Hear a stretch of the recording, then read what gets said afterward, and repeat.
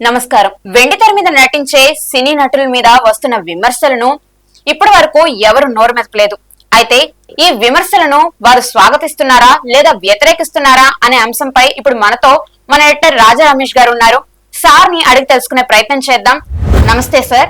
నమస్తే అమ్మా. సార్ చెప్పండి, ఇప్పుడు సినీ నటుల మీద వచ్చే విమర్శలను మనం ఎలా అర్థం చేసుకోవచ్చు అంటారు సార్? ఇప్పుడు సినీ నటులకు సంబంధించినటువంటి వస్తున్నటువంటి విమర్శలు భిన్న కోణాల్లో మనం వాటిని విశ్లేషించాల్సినటువంటి అవసరం ఉంటుంది. అసలు సినీ నటులకు సంబంధించి పాసం యాదగిరి అనేటటువంటి ఒక సీనియర్ జర్నలిస్ట్ అనేటటువంటి ఒక వ్యక్తి ఆయన మాట్లాడినటువంటి భాష కావచ్చు, మాటలు కావచ్చు, చాలా జుగుత్సాకరంగా ఉన్న పరిస్థితి కనబడుతుంది. దాంట్లో భాగంగానే సినిమా వాళ్ళకి సిగ్గు ఉండదు, శరం ఉండదు, వారికి ఏదీ ఉండదు, ఎందుకు పనికిరాని వాళ్ళు, చదువు రాని వాళ్ళు, ఇంగిత జ్ఞానం కూడా లేని వాళ్ళు మాత్రమే సినిమాల్లో ఉంటారు. అటువంటి సినిమా వాళ్ళని అసలు అటు మాట్లాడిన మాటలను కూడా పట్టించుకోకూడదు అంటూ కూడా చాలా వల్గర్ గా మాట్లాడాడు. ఆయన సినిమా వాళ్ళు ఎవడు చదువుకోడు, సినిమాల్లో ఎవడు ఉంటాడు?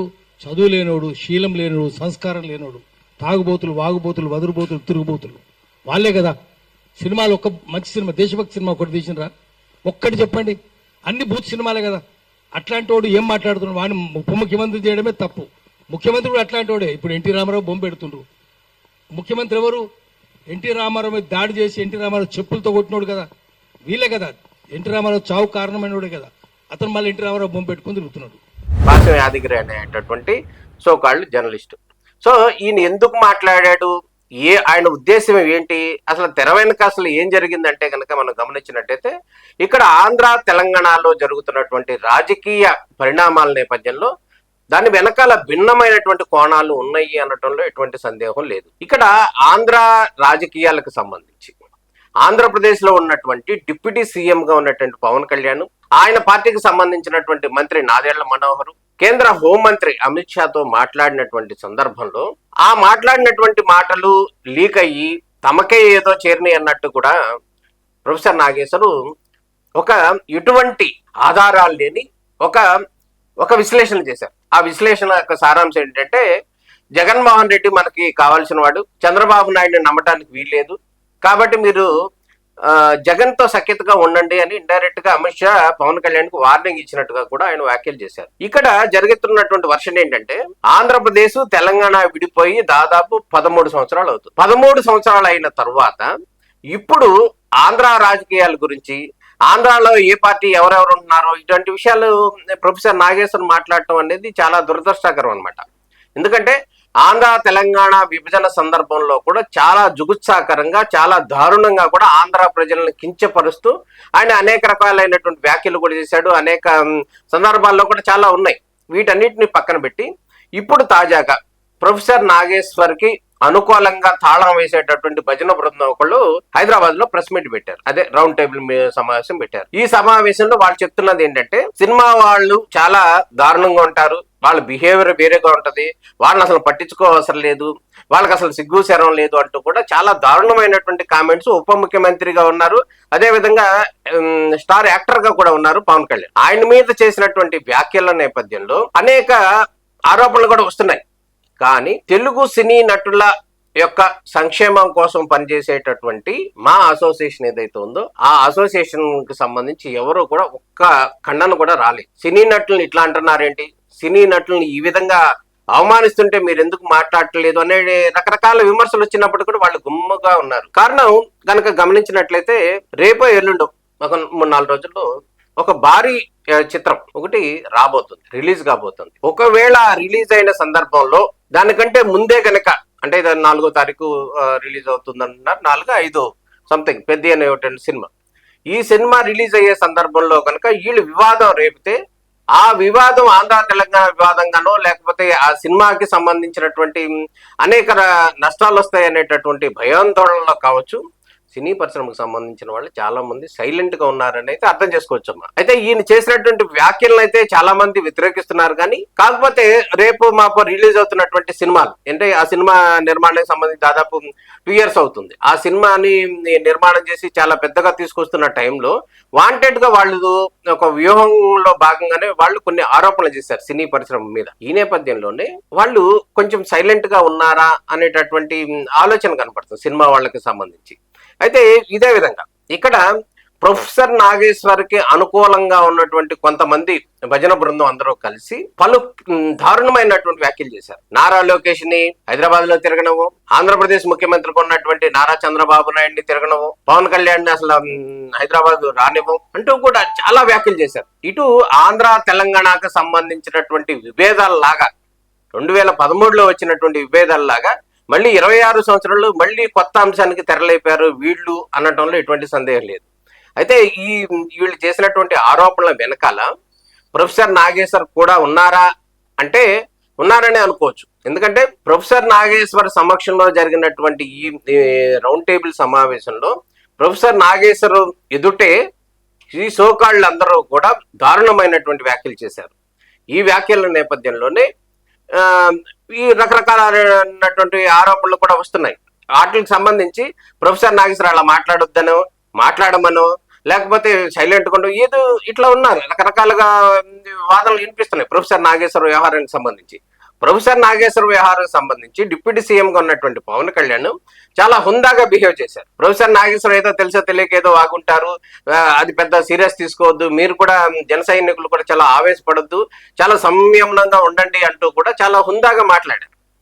ఈరోజు కూడా ఇది విన్నాను వార్త, ఆయన అరెస్ట్ చేయడానికంటే ఆయన అంత కూర్చోబెట్టి నేను కేసులు పెట్టారంటే మనం లేదు బాధపడి నేను వద్దని చెప్పాను. ఆయన పాపం ఏదో పొరపాటున మాట్లాడి ఉండొచ్చు కొంచెం భావోద్వేగంతో, ఫోన్లను వదిలేసేయండి అని చెప్పాను ఆయన విశ్లేషకుని. మేము వాళ్ళు ఏమన్నాడు సరే అని చెప్పాను. ఆయన్ని మటుకు అసలు ఇబ్బంది పెట్టద్దు, ఏదో ఆయన పొరపాటు జరిగి ఉండొచ్చు లేదంటే ఉండొచ్చు అని చెప్పి అసలు ఆయన ఏం చేయగల. కానీ ప్రొఫెసర్ నాగేశ్వర్ ఆధ్వర్యంలో చేసినటువంటి భజన బృందం టీం అయితే మాత్రం చాలా దారుణంగా ఆంధ్ర తెలంగాణ వాదాలని మళ్ళీ తెర మీదకి వివాదాలు తీసుకొచ్చేటట్టుగా వాళ్ళందరూ కూడా మాట్లాడుతున్నారు. ఆంధ్రాకు సంబంధించినటువంటి నేతలు ఎవరైతే ఉన్నారో ఆ నేతల విగ్రహాలన్నీ కూడా పాల్గొట్టేస్తాం, అన్నింటిని కూడా మూసీ నదిలో పడేస్తాం అంటూ కూడా చాలా దారుణంగా మాట్లాడారు వాళ్ళు.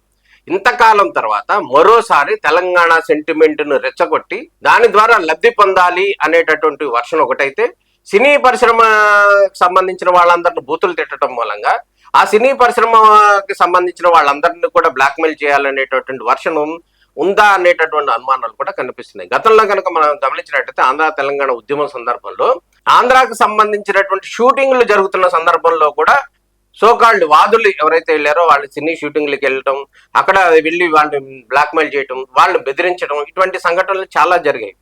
వీటన్నిటి నేపథ్యంలో ప్రస్తుతం ఈ పాసం యాదగిరి అనేటటువంటి ఒక వ్యక్తి చేసినటువంటి వ్యాఖ్యల్ని మా అసోసియేషన్ చాలా సీరియస్ గా తీసుకున్నప్పటికీ కూడా భవిష్యత్ కారణాల దృష్ట్యా చాలా సైలెంట్ గా ఉన్నారు అనేది అయితే క్లియర్ గా కనపడుతుంది. వాస్తవానికైతే వాళ్ళు కొంత సంయమనం పాటిస్తున్నారు అనేది అయితే చెప్పుకోవాలి. కానీ సినీ పరిశ్రమ మీద ఓవరాల్ గా అందరినీ అనటానికి వీల్లేదు. అందరినీ కూడా ఒకే రకంగా గాడి కట్టేసినట్టు ఒకే రకమైనటువంటి దారుణమైనటువంటి వ్యాఖ్యలు ఏవైతే ఉన్నాయో వాటి చేశారు.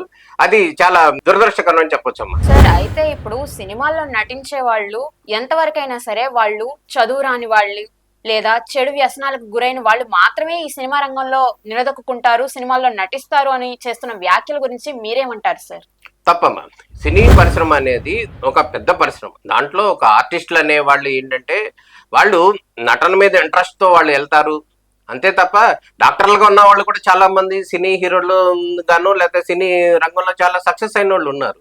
అంత చదువుకున్న వాళ్ళు కూడా. అంత మాత్రాన అసలు చదువు రాని వాళ్ళు యాక్టర్లుగా వెళ్తారు అని అనుకోవటం తప్పు. అట్లాంటి చదువు రాని వాళ్ళు యాక్టర్లుగా ఉండి చాలా దారుణంగా వాళ్ళు బిహేవ్ చేస్తే వాళ్ళ సినిమాలు మీరెందుకు ఆదరిస్తారు, ప్రజలు ఎందుకు ఆదరిస్తారు? కాబట్టి ఆ వ్యాఖ్యలు సరైనవి కాదని మనం అనుకోవచ్చు. అసలు ఈ సినీ పరిశ్రమని రాజకీయానికి ముడిపెట్టి రాజకీయ విమర్శలు చేయడం ఎంతవరకు కరెక్ట్ అంటారు సార్? ఇదేనమ్మా ఇప్పుడు మనం అనుకుంటున్నది. అది వీళ్ళు సినీ పరిశ్రమని టార్గెట్ చేసుకుని రాజకీయ పార్టీల మధ్య విభేదాలను సృష్టిస్తూ, అదేవిధంగా ఆంధ్ర తెలంగాణకి సంబంధించినటువంటి ప్రాంతాల మధ్య కూడా విభేదాలు తీసుకురావాలని చెప్పి ఒక వ్యూహాత్మకంగా ఇక్కడ ఆంధ్ర రాజకీయాల గురించి హైదరాబాద్ లో ఉన్నటువంటి ప్రొఫెసర్ ముసుగులో ఉన్నటువంటి నాగేశ్వర్ దారుణమైనటువంటి వ్యాఖ్యలు చేశారు. ఇక్కడికి సంబంధించి ఒక పెద్ద సమస్యను క్రియేట్ చేశారు. ఈ నేపథ్యంలోనే మళ్ళీ ఏంటి చేస్తున్నారు, ఒక వ్యూహాత్మకంగా రేపు మాప సినిమాలు రిలీజ్ అవుతున్న నేపథ్యంలో వాటిని దెబ్బకొట్టాలి, వాటి బిజినెస్ ని దెబ్బకొట్టాలి అనేటటువంటి యాంగిల్లో సినిమా వాళ్ళ గురించి